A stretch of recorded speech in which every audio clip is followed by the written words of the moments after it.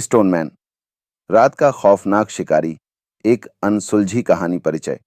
एक रहस्यमयी हत्यारा 1980 के दशक में भारत के दो बड़े शहरों कोलकाता तब कलकत्ता और मुंबई तब बंबई में एक ऐसा हत्यारा घूम रहा था जिसने समाज के सबसे कमजोर तबके यानी बेघर लोगों को अपना निशाना बनाया। यह हत्यारा रात के अंधेरे में निकलता था, अपने शिकार को सोते हुए पाता था और उनके सिर पर भारी पत्थर या कंक्रीट का स्लैब गिराकर उनकी जान ले लेता था। अखबारों ने उसे नाम दिया स्टोन मैन। ये नाम सुनते ही लोग सहम जाते थे, लेकिन सबसे हैरानी की बात यह थी कि यह हत्यारा बिना कोई सबूत छोड़े गायब हो जाता था। पुलिस ने उसे पकड़ने की हर संभव कोशिश की, लेकिन वह आज तक एक रहस्य बना हुआ है। क्या वह एक व्यक्ति था या कई लोगों का समूह? क्या वह अब भी जिंदा है? आइए इस कहानी को विस्तार से जानते हैं और हर पहलू का विश्लेषण करते हैं। मुंबई में शुरुआत, पहला खून, 1985। स्टोनमैन की कहानी की शुरुआत मुंबई से होती है। साल 1985 में जब मुंबई अपने व्यस्त और भीड़भाड़ वाले जीवन में मशगूल थी, एक अजीब पैटर्न सामने आया। सायन और किंग्स सर्कल जैसे मध्यम वर्गीय इलाकों में बेघर लोगों के सिर कुचले हुए शव मिलने लगे। पहला शिकार जून 1983 में मिला था, लेकिन यह सिलसिला 1935 तक तेजी से बढ़ा। हत्यारा रात में आता था, अपने शिकार को अकेला सोते हुए देखता था और फिर 30 किलोग्राम तक वजनी पत्थर से उनके सिर को कुचल देता था। ये लोग रैग पिकर, कूड़ा बीनने वाले, भिखारी या सड़क पर सोने वाले मजदूर थे, समाज का वह हिस्सा जो अक्सर अनदेखा रहता है। शुरुआत में पुलिस ने इसे गंभीरता से नहीं लिया। ये मामले अलग अलग हत्याओं की तरह दर्ज किए गए, लेकिन जब छठी हत्या हुई तो मुंबई पुलिस को एक पैटर्न दिखाई दिया। एक बेघर वेटर पर हमला हुआ जो किसी तरह बच गया। उसने पुलिस को बताया कि रात में कोई उसके सिर पर पत्थर लेकर आया था, लेकिन अंधेरे में वह उसका चेहरा नहीं देख सका। यह पहला मौका था जब पुलिस को हत्यारे की मौजूदगी का ठोस संकेत मिला। फिर भी कोई सुराग नहीं मिला। कोलकाता में दहशत, स्टोनमैन का दूसरा चरण, 1949। मुंबई में हत्याएं 1987 में अचानक रुक गईं। लोग राहत की सांस ले रहे थे कि यह खौफ खत्म हो गया, लेकिन 1929 में कोलकाता में वही कहानी दोहराई गई। जून 1929 पहली हत्या हुई। एक बेघर महिला जो सड़क पर शराब बेचती थी का सिर कुचला हुआ मिला। अगले 6 महीनों में 12 और हत्याएं हुईं। सभी शिकार बेघर थे जो हावड़ा ब्रिज के आसपास या कोलकाता के सेंट्रल इलाकों में अकेले सोते थे। हत्यारा वही तरीका अपनाता था, भारी पत्थर या स्लैब से सिर कुचलना। 7 सितंबर 1929 को स्टोनमैन ने अपनी 7वीं हत्या की। यह हत्या पुलिस मुख्यालय से महज 1 ब्लॉक दूर हुई थी। यह उसकी हिम्मत और बेखौफ रवैये का सबूत था। कोलकाता में दहशत फैल गई। लोग इसे सिटी ऑफ जॉय से सिटी ऑफ पैनिक कहने लगे। पुलिस पर दबाव बढ़ा और उन्होंने बड़े पैमाने पर ऑपरेशन शुरू किया। पुलिस की जांच, कोशिशें और नाकामियां। मुंबई में जांच। मुंबई पुलिस ने शुरुआत में इन हत्याओं को गंभीरता से नहीं लिया।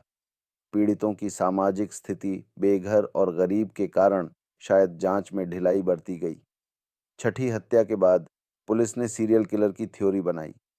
उन्होंने सायन, किंग्स सर्कल और माटुंगा जैसे इलाकों में गश्त बढ़ाई।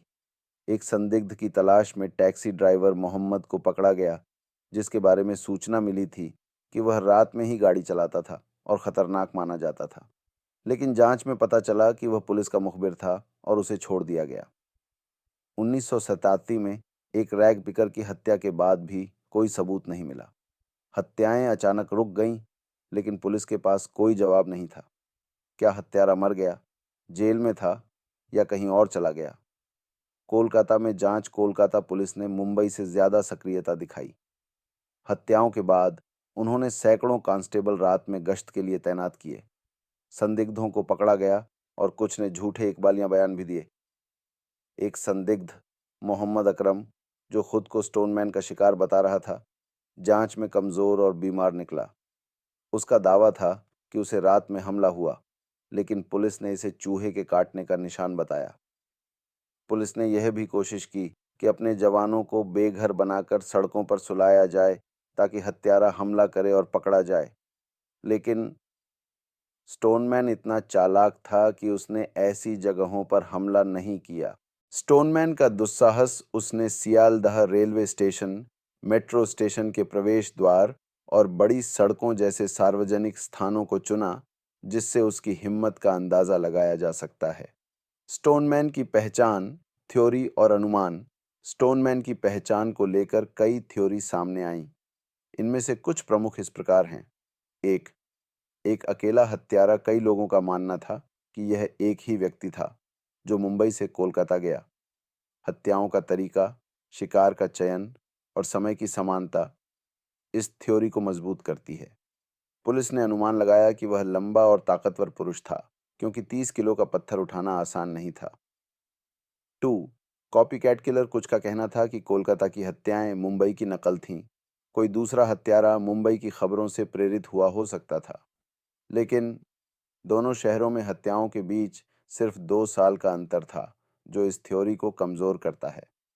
3, पंथ या तांत्रिक साजिश। फिल्म द स्टोनमैन मर्डर्स में सुझाया गया कि यह एक पुलिस वाले का काम था जो तांत्रिक अनुष्ठान के लिए हत्याएं कर रहा था। कुछ लोगों का मानना था कि यह किसी पंथ का हिस्सा हो सकता था जो बेघर लोगों को बलि के रूप में इस्तेमाल करता था। हालांकि इसके कोई ठोस सबूत नहीं मिले। 4, मानसिक रूप से बीमार व्यक्ति। कोलकाता पुलिस ने माना कि हत्यारा मानसिक रूप से अस्थिर था, लेकिन इस थ्योरी के आधार पर कई संदिग्ध पकड़े गए जो बाद में गलत साबित हुए। 5, महिला हत्यारा। एक अफवाह थी कि पुलिस पुरुष की तलाश कर रही थी, जबकि हत्यारा महिला हो सकती थी। लेकिन यह थ्योरी कमजोर थी, क्योंकि पत्थर उठाने की शारीरिक क्षमता पर सवाल उठते थे। क्या स्टोनमैन पकड़ा गया? नहीं, स्टोनमैन कभी पकड़ा नहीं गया। मुंबई में 1970 और कोलकाता में 1979 के बाद हत्याएं रुक गईं। पुलिस के पास कोई ठोस सुराग नहीं था, न फिंगरप्रिंट, न हथियार, न गवाह। जो भी संदिग्ध सामने आए, वे या तो कमजोर थे या झूठे साबित हुए। कुछ का मानना है कि वह मर गया, जेल में बंद हुआ या कहीं और चला गया। क्या स्टोनमैन अब भी जिंदा है? यह सवाल आज भी अनसुलझा है। अगर वह 1980 के दशक में 20-30 साल का था, तो 2025 में वह 60-70 साल का हो सकता है। 2010 में गुवाहाटी में 11 हत्याएं हुईं। इन हत्याओं का तरीका स्टोनमैन से मिलता था। तो क्या ये वही हत्यारा था या कोई नया कॉपीकैट? कोई पुख्ता जवाब नहीं है। जांच का विश्लेषण, क्या गलत हुआ? 8, सबूतों की कमी। उस समय फॉरेंसिक तकनीक सीमित थी, न डीएनए टेस्टिंग, न सीसीटीवी कैमरे। हत्यारा ऐसा हथियार चुनता था जो हर जगह उपलब्ध था, जिससे उसका पीछा करना मुश्किल था। 2, सामाजिक उदासीनता। पीड़ित बेघर थे, जिनकी कोई पहचान नहीं थी। समाज और पुलिस का रवैया शुरू में लापरवाह रहा। 3, गलत दिशा। पुलिस ने मानसिक रूप से बीमार लोगों पर फोकस किया, जबकि हत्यारा शायद सोच समझकर काम कर रहा था। 4, संसाधनों की कमी। मुंबई और कोलकाता पुलिस के पास स्टाफ और तकनीक की कमी थी। निष्कर्ष, एक अनसुलझा रहस्य। स्टोनमैन भारत के सबसे बड़े अनसुलझे रहस्यों में से एक है। उसने 26 से ज्यादा लोगों की जान ली, लेकिन उसकी पहचान आज तक सामने नहीं आई। क्या वह एक व्यक्ति था, एक समूह, या एक दिमागी तौर पर बीमार शख्स? क्या वह अब भी जिंदा है? ये सवाल आज भी लोगों के मन में कौंधते हैं। उसकी कहानी फिल्मों और किताबों में जिंदा है, लेकिन असल जिंदगी में वह एक छाया बनकर रह गया।